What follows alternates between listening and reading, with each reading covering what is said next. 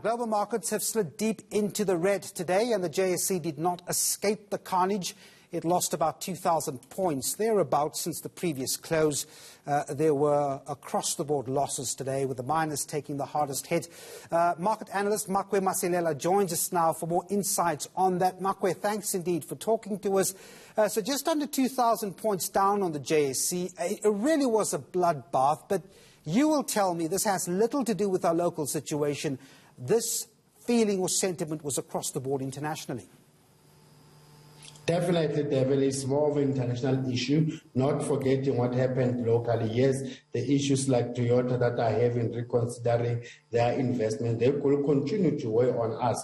But yes, our market, for the fact that more than 50% thereof depends on what is happening globally. So we are more driven by international issues. And international issues this time around being this Delta variant, because remember, we're all optimistic that the world economy will start picking up. So now we are more concerned that, listen, there might be a dent when it comes to economic growth. Hence, you see your resources being down. And also you get other European countries putting some restrictions, even though the likes of the UK have opened up. And back home here, remember, on Sunday, that's when this extended lockdown level 4 is coming to an end. But we don't know what's going to happen thereafter, whether we're going to continue to extend it. So it's going to be a double whammy for us if it gets to be extended, given what we've seen with the unrest last week that hampered our economy. Yeah, and you look at the miners today. I mean, they were hit tremendously hard, north of 4.5% in the red.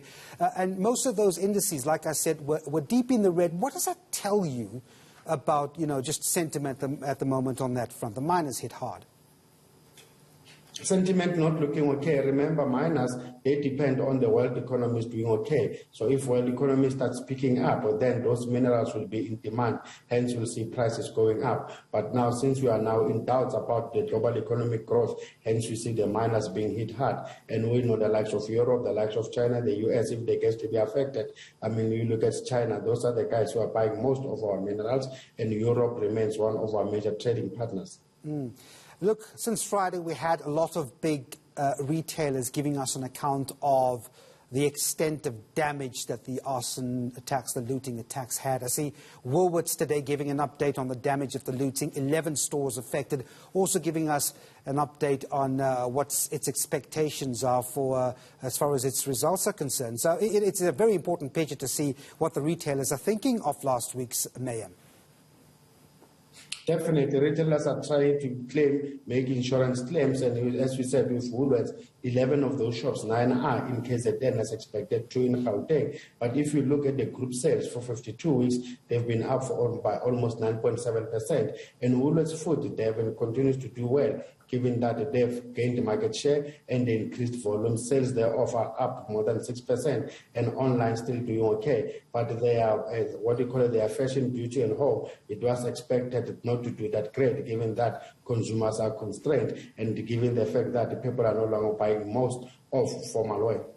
Just as I let you go, Makwe, just very quickly, the rand is still hovering around 14 rand 50 to the US dollar. We saw it took a knock last week in the aftermath of that looting and in the middle of it as well.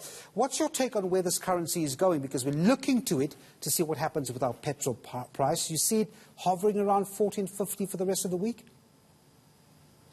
It depends what's going to be happening with the dollar. Now we're worried about the global economic growth, and the minute you get worried about the global economic growth, the likes of the US dollar gets to be seen as safe haven, just like the US bonds. Hence, we saw the US dollar strengthening. So if that narrative continues for the week, then unfortunately that will continue to be negative for the rand.